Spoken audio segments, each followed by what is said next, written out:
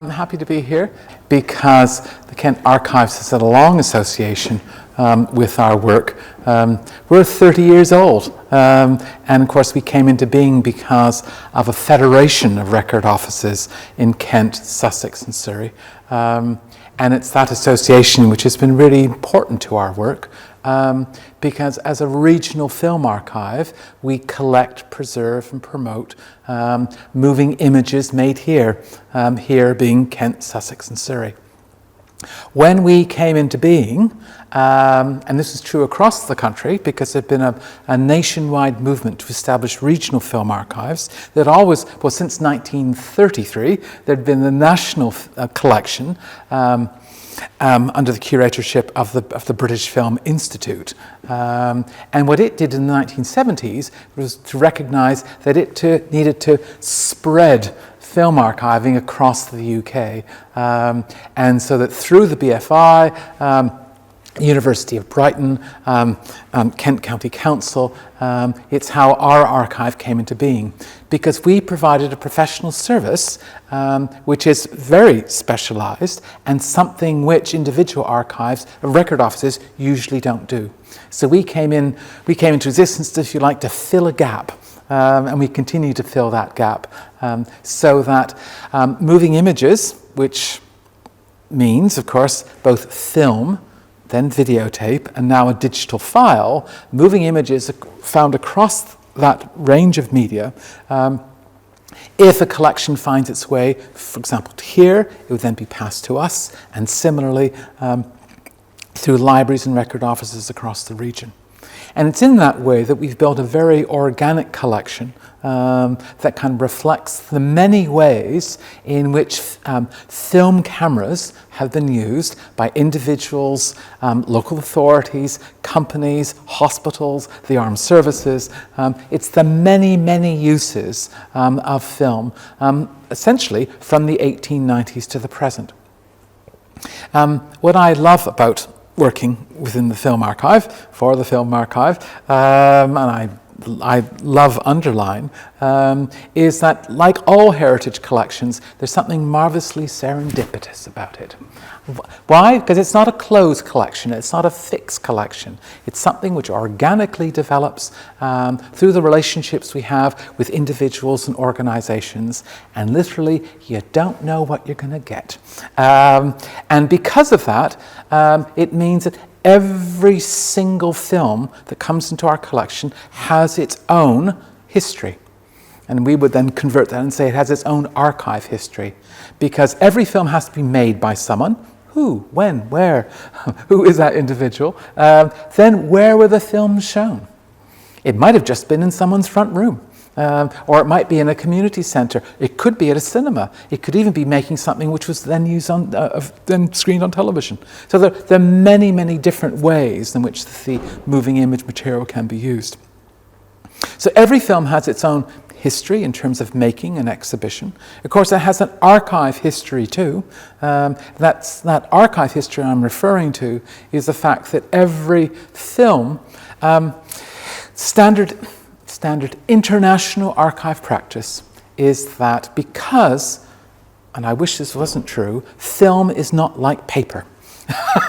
Paper kept in the dark, you know, in good temperature can last for centuries, not film. Film can easily decompose, it can lose its color, and it's easily torn and scratched.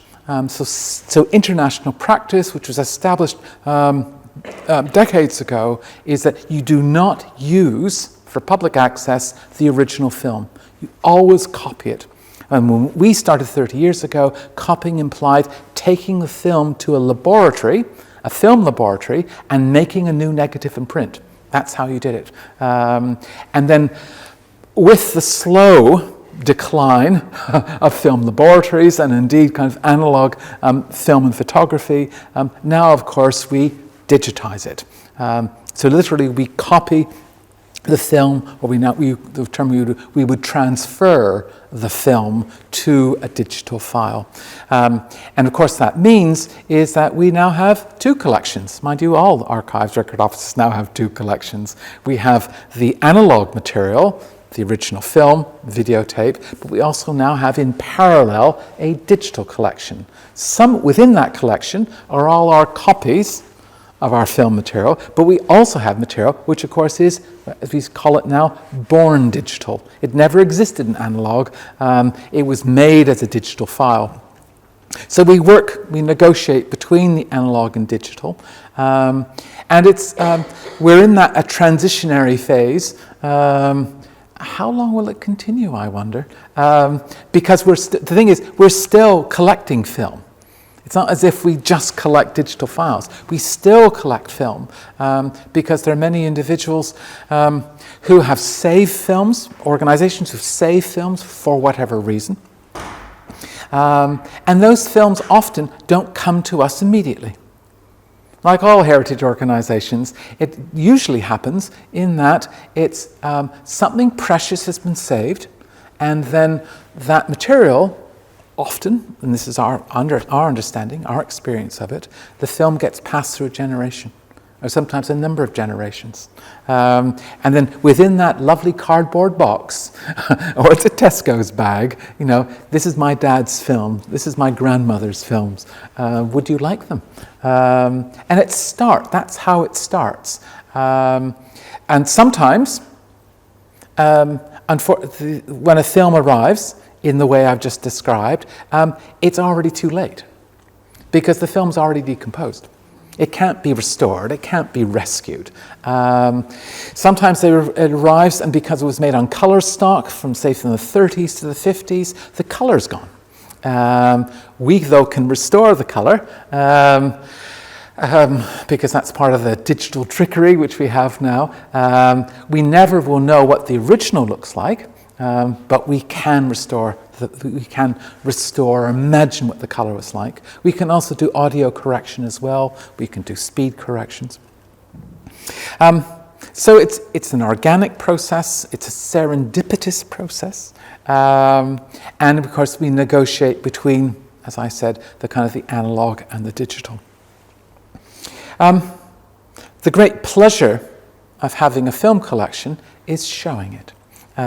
It's not something which just kind of sits in a tin on a shelf, unloved. It's how to use it. So we really relish all the opportunities, including the opportunities we've had with our friends in Kent to screen material, to create packages. A couple of years ago, and looking at this iconic picture of a hop garden, there have been a number of opportunities when we've been able to work with our colleagues here on the subject of hop gardens and hop picking. And it's a powerful subject, especially for this part of the world. And of course our films show us, that period kind of late August, early September, when the hops are being picked. What they show, they show us the hop pickers at work. And it's usually an extended family because you can have the grandmothers and the mothers and the little children all together. Very recently, because of a collaboration we have with colleagues at Christchurch Canterbury University, our friend there has been collecting for a good period, uncovering material in Kent, and recently discovered our first colour film of a hop garden, and it dates from I think 36 or 37, just about the very moment when colour film arrived.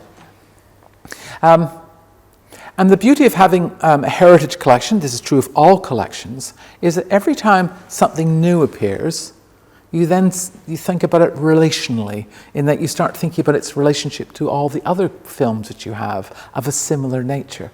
And sometimes the film is very much like something you already have. Or, and ideally, it works to complement what you have. It brings something new. And of course, with a heritage collection, publicly funded heritage collection, the other thing which kind of I value, we all value, is the fact our understanding of it is something which is always done collaboratively. It's not ours. We're not exclusively involved in researching and understanding our collection. No, of course not.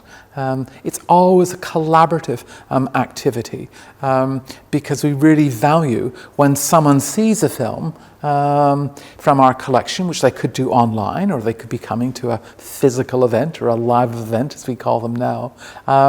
They'll bring their own understanding of history and indeed their own memories, and that's really so valuable because that enriches what we understand about the film. And there's a degree of, now some people they would find this difficult, but there's fascination sometimes with the smallest details. When I first started in my archive adventure, I'd go to the British Film Institute, their catalogue, and I'd be looking up films of Kent, and it would say a village in Kent. Oh, good. Which one? The date would be, probably the 30s. Really? As accurate as that?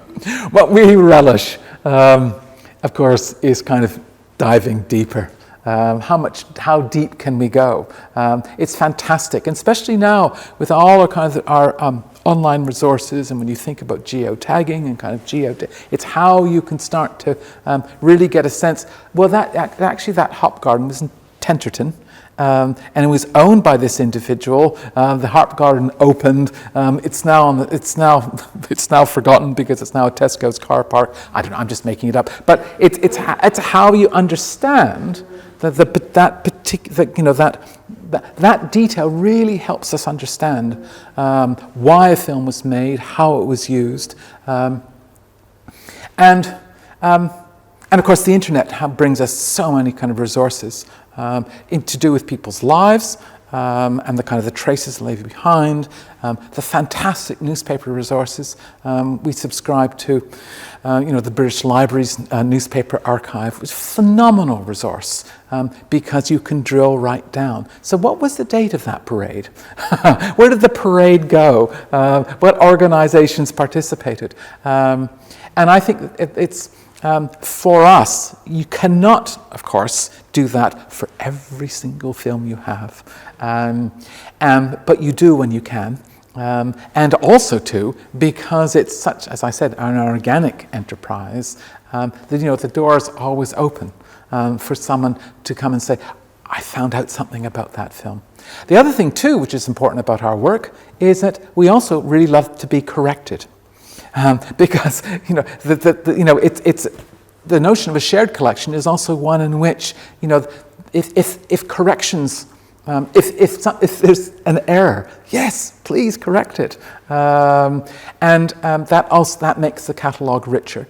It also means too that it's never going to be fixed.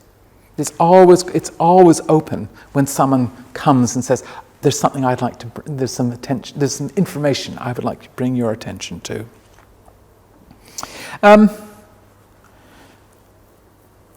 I'll just conclude by saying that there are, I mentioned analog and digital, and I say this because this again reflects my nature. I am conscious of the fact, and it's difficult to convey it to you, is the fact that most of the films we have are still film, made through a photochemical process. And the films which we use in public now, it's always a digital version, but emphasize the word version. They are different, and we're losing that understanding of what the old world was like, and we make do with the new world. But those differences sometimes can be quite profound. The pictures, the aspect ratio, the size of the picture, it changes. The standard televisions today, 16:9, speed changes, the tonality changes. If it's color, the color changes. In fact, if you lined up, as I did an exhibition at Brighton a couple of years ago, when we lined up, I think we had 4 different television sets. Everyone's different. You buy a film camera for different a digital camera. They're not identical. Same as the films which we might be making on our mobile phones today. They won't be every manufacturer different. They're similar, but they're not identical. So when you move into the digital realm, as we call it, you're looking at something different. But we have to live with that. The concern, and I meet fellow archivists, the concern, of course, is getting further and further away from the world of the analogue, and having exclusively just the digital version. I guess we'll live with that. But we are part of that transition. The digital world, with the birth of the internet, we're looking at kind of mid-1990s. So we're about 25 years into it. And there were some milestones within that history to do with, for example, Kodak, the world's first manufacturer of film stock and film cameras, its bankruptcy. It still lives on, but it's nothing of what it used to be. So and then, of course, especially in this country, the almost complete extinction of film laboratories. So we really are coming to the end. And the new world is not good. Digital is not. Our ability to we have a film collection, we have real films in cans in a strong room in Chichester, and we have about 12,000. And that is a collection. And so that original material is still there. I don't know what the future of our digital collections are, because we'll have them on tape as files, or they'll be living in server farms, but we can't guarantee. So there's always that anxiety. Now, that's my introduction. To turn to news, and news is a perfect subject for our collection. Why? Because so many of our films are to do with special events, commemorative events. And this is something which, not very different, if not identical, to the way in which photographers from the kind of late 1840s onwards, what do you do with your camera? Yes, you might be a landscape photographer or a portrait photographer, but for those who are always interested in something significant happening in their community, it's the opening of something. It's about the start of a war, the end of a war, the opening of a new hospital, the opening of a new road. It can get amusing, though, when it's also too about demolitions. The end of something favored, something loved. And so that news is such an important part of our collection, and it tells us, therefore, a lot about why a film would be made in the first place. And it's particularly interesting. I don't, if you haven't seen the display next door, please do, because that's very from the British Library, because it gives a very good overview of the kind of the meanings of news. And of course, we're all familiar with newspapers, but this touring show, which the British Library's put together, I think it's really good, because news is so much part of our lives, but it has a very particular history. I think of the history of newspapers in Kent. And of course, for most of that history, it's not a visual medium. It's all about text. It's words only. And then how around 1900 photographs start to appear. It's first wood engraving, copperplate engravings, and then the arrival of photography. So news has a long history, but it's only with the arrival of film that you start to have this concept of having both local and national news reel, and therefore the recording of particular events, and how they are, one, they're significant, two, if you like, the joy of actually seeing it. And not surprising, with the birth of the very first cinemas, the first generation of cinemas, and that takes place not just in Kent but across the country around from 1909, 1910. It was a standard feature in that new thing on the high street, the picture house, to have news. And that news could come from national sources like Pathé, Gaumont, Those programs would be changed twice a week, but you also had enterprising cinema managers who made their own news films because they realized that there was a gap because the national newsreel tend to focus on London and kind of world affairs, but there'd be nothing of Kent. And so it was really interesting, the kind of the rise of kind of local newsreel. And that, of course, continues from around, that starts in 1910, and that continues right into the television age. So the idea you could see local news, not just in your hand, in print, but also too at your local cinema.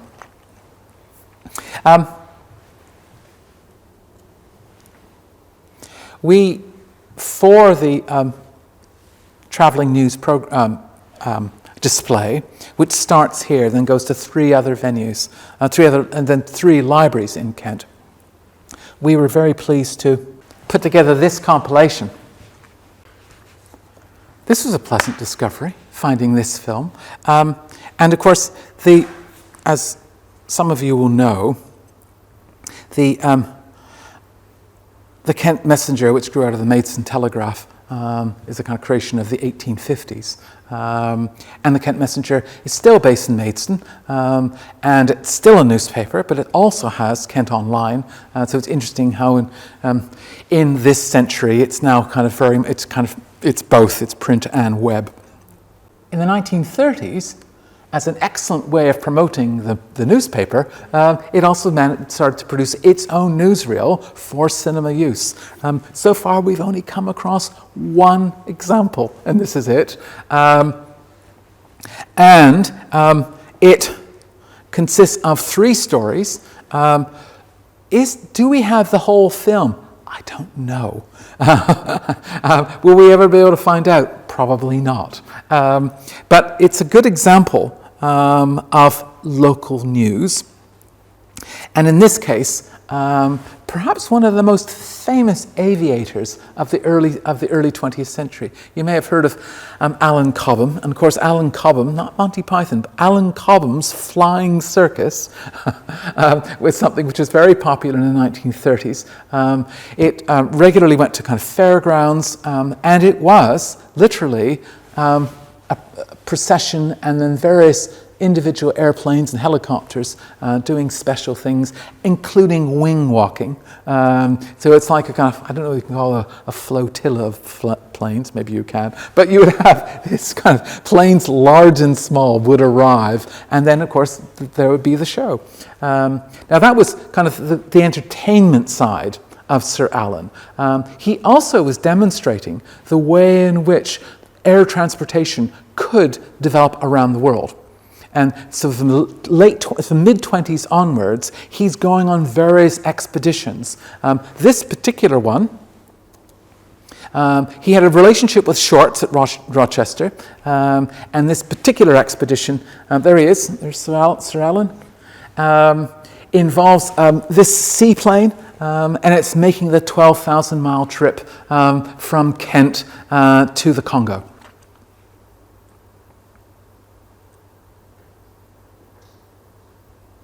What he is doing is kind of introducing just how air transportation could be opened up, and its value not just to passengers but also to freight and also to kind of international diplomacy.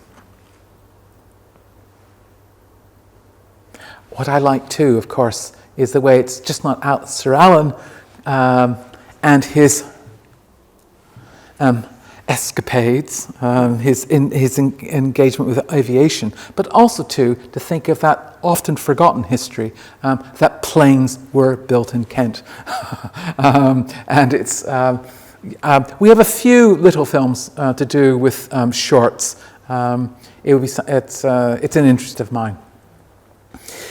The second item on the Kent Messenger is to do with air races. And air races were very, very popular. They really start around kind of about the same time as film, around cinemas, kind of 1909-10, and there were kind of competitions, and a bit like point-to-point racing. You have various individuals on their planes.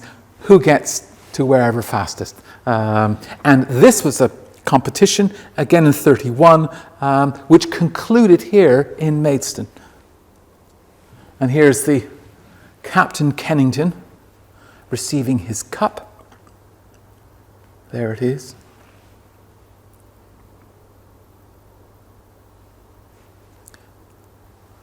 And then finally, Mr. Frost has won a free car. Now this is also a long history in the news, how to generate interest, and so here's the Mayor of Maidstone, and there's the winner. So how newspapers organising competitions, boosting readership. It was a great day.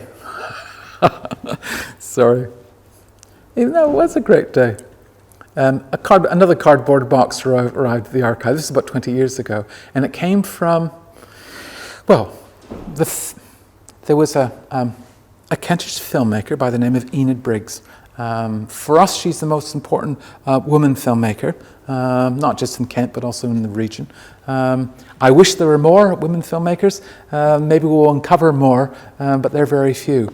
So Eileen Briggs for us, is really significant. Lived in Broadstairs. She had moved there with her mother and sister just after the First World War. And why they moved to Broadstairs because her brother had died in the First World War, and they wanted to be as close as possible to the spirit of the dead brother. So set up a family home, and then in about 28 or 29, she started to make films, but she did not make films for herself. She made films for Thanet.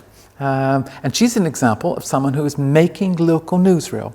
And she's recording all kinds of events and then putting on shows. Her films, when she passed away in the mid-1970s, her films were passed to the Isle of Thanet Photographic Society. And then they ended up in that cardboard box in the back room of a chemist. I think it was either in Margate or Ramsgate. And the films came. And there they were, 16mm, on quite big reels, because her individual stories have been put into compilations. We'll never know unless someone could find some newspaper evidence of going to one of her shows. So we have the films. We don't know we don't know how an evening of her films would be, or how the films would be brought together, how they would be exhibited. But that's actually, what I'm describing though is Eileen Briggs number 1. Because about 20 years later, some more came in. So now we have material which takes us from the 30s to the early 60s. It's black and white and colour. The more recent films depict her interest in horses and donkeys, because she ran a horse and donkey sanctuary. And she even wrote a book about it, which someone kindly sent to me one day. It's called The Ranch. And of course, for me, what she represents is a filmmaker so connected, committed to her community, and seeing films as a way of just charting its nature over a significant period of time. I always say this, I'd love to think that there are young filmmakers today who would adopt a similar attitude as that of Eileen Briggs, because unfortunately, there's not enough filmmaking of that kind today. I wish there was. Some of her films, and this is an example, it is local newsreel, but what we haven't been able to do in many cases, including this one, is give it a date. But I'm sure that one day, with perseverance and looking at Thanet newspapers, one would be able to find it. It's a Red Cross demonstration, as you can see, but of course it is connected to the preparations for war. Bandages, gas masks, What date? The gas masks began to be issued in 1938, and then that was accelerated with the creation of the air raid ARP. It was an act of Parliament, and I think is it January the 1st? Is it 38 or 39? I actually think it's 38. So it's at what point in the kind of 37, 38? The film's dated 36, 37. I think that might be a bit too early. So and of course this is a phenomenon which doesn't just taking place in Broadstairs. It's across the country.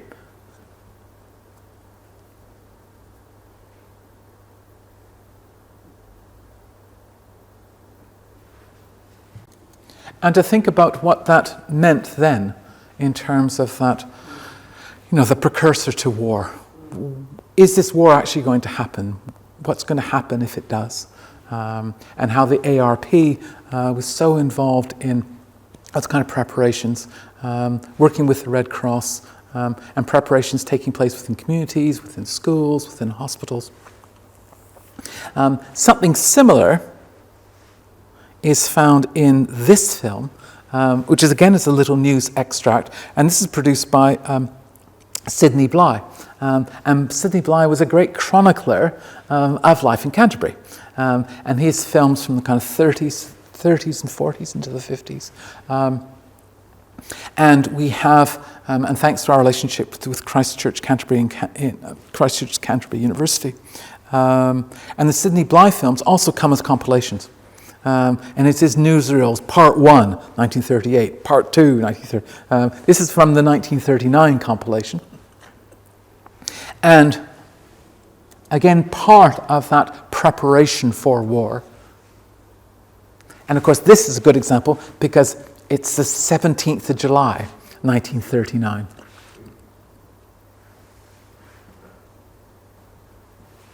And there they are.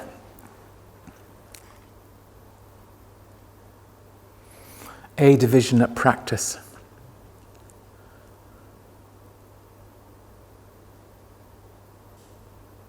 Looking at this film and the last one, can't help but think of Ukraine and just the terror of what's going on there.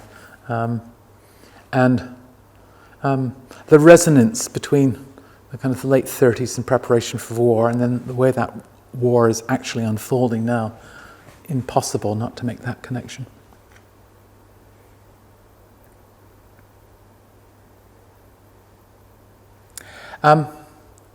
It's like a Wizard of Oz moment in our collection, because around 35, 36, something starts to happen.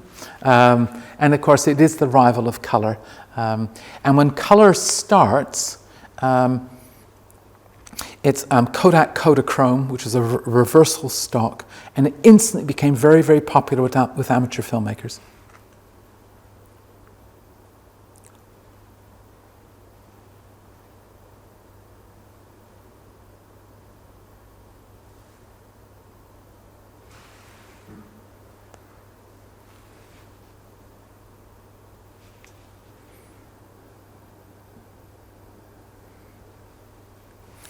The brothers John and Leslie Grimsdale, 21st of August 1951. This is actually quite an extensive film which covers the whole year of 1951 in Whitstable. And I particularly like this sequence because this is the garden party organised by the Old People's Welfare Committee on the 21st of August 1951. It takes place at the Castle Pleasure Garden. And this is a fine example of a local news film. And of course, too, it signals to me the fact that for many filmmakers, 1951 was a special year. Because the Festival of Britain wasn't just the activities on the South Bank, it was a nationwide celebration. And it marked renewal, the beginning of a new world. So it is about kind of post-war reconstruction, a sense in which the nation is rebuilding. And there were exhibitions, shows across the country. We have some film, thanks to Sidney Bligh, some films of the exhibition which took place in Canterbury in 1951. It told the story of the history of the city, and it from the kind of Romans, Thomas a Becket, it worked its way up to destruction, kind of the bombing of the 40s, and then the city's future. And the exhibition itself, of course, took place on waste ground, which had become waste ground because it was on a bomb site. This is very, very lovely, just the way in which the Grimsdales, and of course, are capturing a particular generation of Whitstable on this day.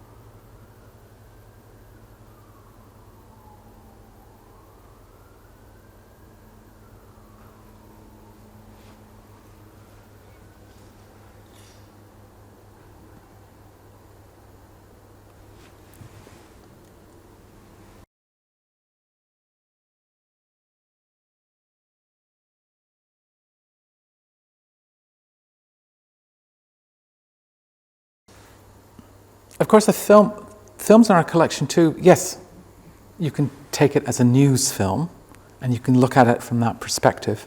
But also too, films can be used for other things as well. We've done a project a couple of years ago, and because of it, we now work with quite a lot of dress and fashion historians, because they're very interested in how our films tell us about what we wore. What would you wear to a garden party in Whitstable in the summer of 1951? And of course, working with dress and fashion historians, love the detail they can bring to examination of a film or a photograph, because they can actually refer to all the parts of the clothing. They can tell you whether it was kind of, what high street shops it might come from. So that detail was remarkable. Of course, the other thing too about having not just a collection of film, but also with a collection of photographs, they always tell us about change. And to me, to encourage especially young people to think about the importance of history is the ability to think about how we've got to here, how has our lives changed, and visual evidence is an important part of the evidence which tells us about our past. And through the visual evidence of film, it's just not what we wear, but also we did some work with some anthropologists, and they were really interested in how we change, how our bodies change, how we walk differently over time because of the clothes we wear, and the kind of the nature of parenting in schools. Just fascinating. I'm going to just change my film, and I'm just going to conclude.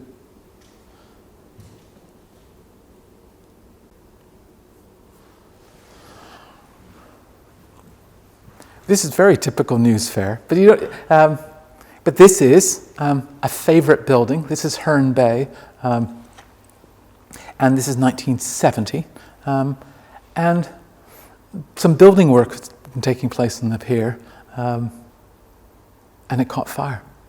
And John Clegg, who was a great Kentish filmmaker, he just happened to be there with his camera.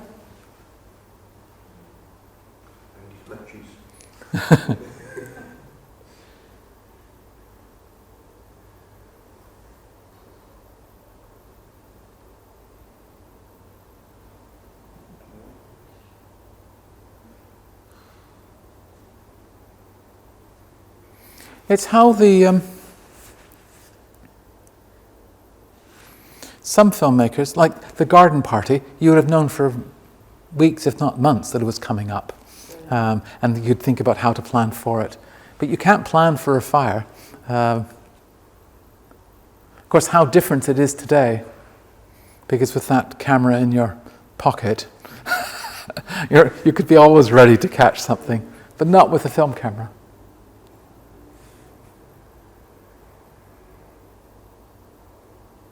And there's something else I should have said at the start too, of course. A lot of our films...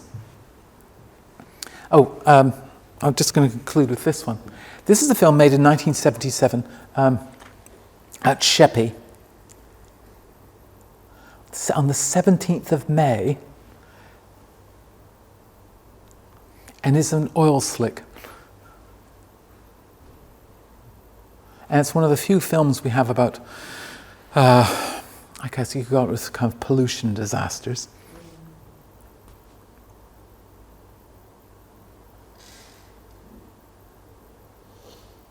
Was this in the national press as well? Maybe.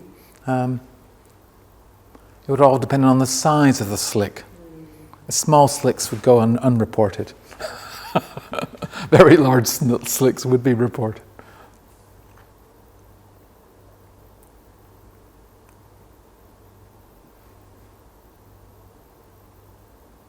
And finally, just to say, one of the interesting things about our collection is a lot of it is silent. When the films were first exhibited, they would never have been shown in silence. There was always been usually the filmmaker or one of his associates who would provide commentary, not dissimilar to what I'm doing today. So it's wrong to think of silent films as just silence. They always had accompaniment, but it would be oral accompaniment.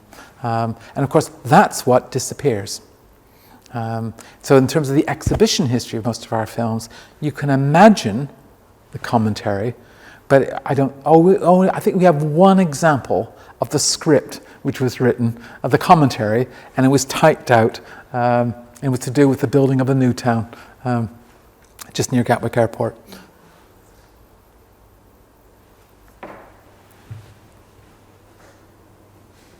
Right.